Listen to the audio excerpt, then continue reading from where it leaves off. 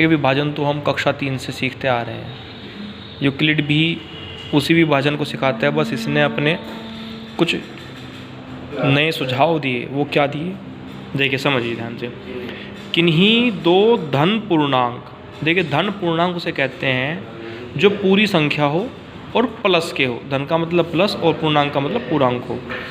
ए और बी के लिए दो पूर्ण संख्याएं आर व क्यू इस प्रकार होती हैं कि, देखो 4 इसने पॉजिटिव संख्याओं की बात की, ए बी आर क्यू है क्या, कि किस तरह से, देखिए ए बराबर बी गुणा क्यू प्लस आर,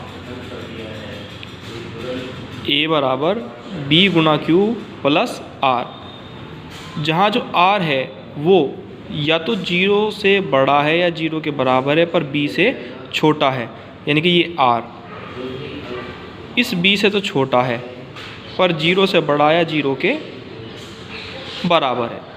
अर्थात ये है क्या, अब आप समझोगे, देखो ध्यान से देखिए, जैसे मैंने यहाँ पे बना रखा है, ये भाग में सवाल करते हैं आप। देखिए जिसको भाग देना है और जिससे भाग देना है, और भाग देने के बाद जो प्राप्त होता है और जो शेष बचता है, उन चारों के नाम यूक्लिड विभाजन प्रमेय में दिए गए हैं। कैसे कैसे, देखो ये जो a है, इस a को विभाज्य कहा गया, b को भाजक कहा गया, q को भागफल तथा r को शेषफल कहा गया, और क्या हो गया, विभाज्य बराबर भाजक गुना भागफल प्लस शेषफल। ये देखिए यहाँ पर लिखा हुआ है कि b a q r, अर्थात यदि मैं इसको और आपको सरल भाषा में समझाऊँ, ये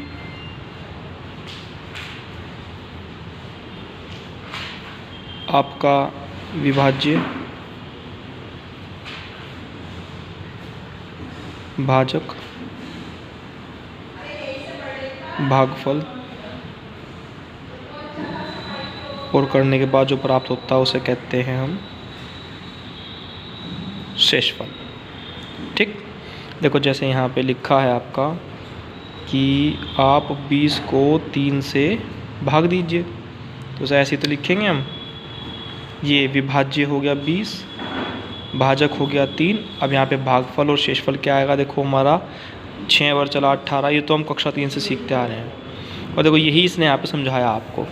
अब यहाँ आपका अगर आप ध्यान दें, ये हो गया आपका 20A, 3 हो गया B, और 6 हो गया Q, और ये हो गया आपका R। ठीक है, अतः A बराबर 20 है, B बराबर 3 है, Q बराबर 6 है, और R बराबर 2 है। अब ये जो शर्त थी आपकी, ये जो R अर्थात ये जो 2 है, 2 है ना, 2, देखो 2 3 से छोटा है, देख लीजिए जो ये 2 है 3 से तो छोटा है पर 0 से बड़ा है। हाँ, ऐसा भी हो सकता है कि 0 आ जाए। देखो कैसे, यदि आपको 3 से भाग करनी पड़ गई, मान लीजिए आप 48 कर रहे हो, तो 3 एकम 3, 1 8, 3 छंग 18, 0। अब आप यहाँ देखिए जो 16 है, ये जो 16 है आपका, ये क्या है, भागफल है, और आप भागफल को क्या कहते हो, क्यू। ठीक, और जो b है वो क्या है, 3 है। आपका देखिए जो 16 है,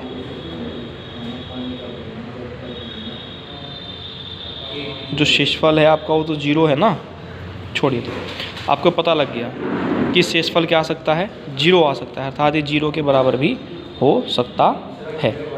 ठीक, पर ये 3 से तो बड़ा नहीं है ना, देखो ये यहाँ पे 0, ये R हो गया, ये बराबर 0 के है और छोटा 3 से, ये देखिए, और इसके लिए ये जो 2 है 0 से बड़ा है पर 3 से छोटा है, इसके लिए। ठीक, और इसके लिए ये 0 0 के बराबर है पर 3 से छोटा है। तो इस तरह से ये आपकी यूक्लिड की विभाजन प्रमेय है, जिसको आप कक्षा 3 से सीखते आ रहे हैं। यहाँ पे ध्यान रखें, विभाज्य भाजक भागफल में संबंध क्या है आपका, भाजक गुना भागफल हमेशा और शेषफल को जोड़ने पर विभाज्य के इक्वल आता है। ये देखिए जरा पे, 3 छंग 18, 18 और 2 20 आ गया ना बराबर।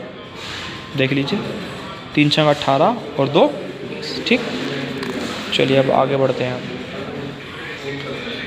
अपरिमेय संख्याएं। देखिए बच्चों, अपरिमेय संख्याएं किसे कहते हैं? एक संख्या s अपरिमेय कहलाती है यदि उसे p/q के रूप में नहीं लिखा जा सकता जहां p और q दोनों पूर्णांक हैं। ये बात समझिए, देखो क्या कह रहा है ये कहा है अपरिमेय संख्या क्या है? p/q के रूप में नहीं होती, अर्थात जैसे ये 2/3 है, इस रूप में ये नहीं होगी। ठीक, जैसे 2 है 3 है, ये क्या है? अपरिमेय संख्या, क्योंकि इनके नीचे क्या है? 1 है, और ये 1 कभी भी 0 के बराबर नहीं होता। बस बटे में कुछ नहीं होना चाहिए, है ना। ये तो कहा ना, एक संख्या अपरिमेय कहलाती है यदि उसे p/q के रूप में नहीं लिखा जा सकता हो जहाँ p और q दोनों पूर्णांक है। देखिए पूरे अंक हैं, और ये क्यों 0 के इक्वल नहीं है, तो ये क्या है? अपरिमेय संख्याएं हैं। इसके बाद क्या दिया गया बच्चों? परिमेय संख्याएं। एक संख्या, ये हम संकेत देते हैं, s लिख दिया। मान लीजिए मैंने एक संख्या लिखी, ये s 4/5। देखो 4 भी पूर्णांक है और 5 भी पूर्णांक है। ठीक है, और ये 5 0 के बराबर नहीं है, और इसे आप आगे सरल नहीं कर सकते। मान लीजिए अगर पहले ये रहा हो आपका कि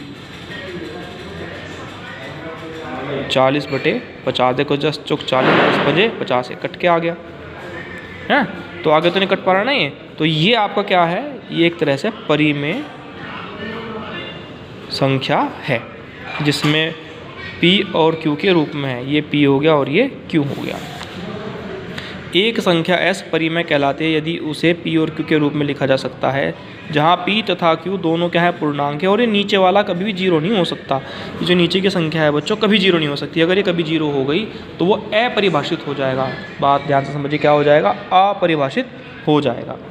चलिए देखिए, परिमेय संख्या का दशमलव प्रसार शांत अथवा अशांत आवर्ती। भाई ये देखिए आपका जब परिमेय है 4/5, ठीक है, आप इसे भाग करोगे तो ये दशमलव लगाई 0, 5 8 40, कट गया। कितना निकल का आया? ये 0.8 आ गया। अगर मैं यहीं कहीं से कर दूं, 10 को 3 से भाग करूं बच्चों, तो ये 3 तिया 9 1, और ये हो जाएगा आपका 0.0। 3 तिया 9 1 0, 3 तिया 9 1 0, ये रुकेगा ही नहीं। ठीक है ना। देखो इसे कहते हैं बच्चों, जहाँ पे आपका रिजल्ट निकल कर आता हो, कट कर आता हो, उसे कहते हैं हम शांत। और लगातार पुनरावृत्ति हो रही है, आवर्ती चलती जा रही है, इसे कहते हैं हम अशांत। ठीक, ये हो गया शांत और ये हो गया अशांत। देखो दोनों शब्द मैं आपको और अच्छे से समझाता हूँ। परिमेय संख्या p/q का दशमलव प्रसार शांत होगा। क्या होगा बच्चों? मैंने बताया दशमलव प्रसार शांत होगा यदि जो हर है, जो नीचे वाला है, क्या वो किसकी घात में हो? 2 की m और 5 की n में हो। अगर 2 × 5 यानी 2 की m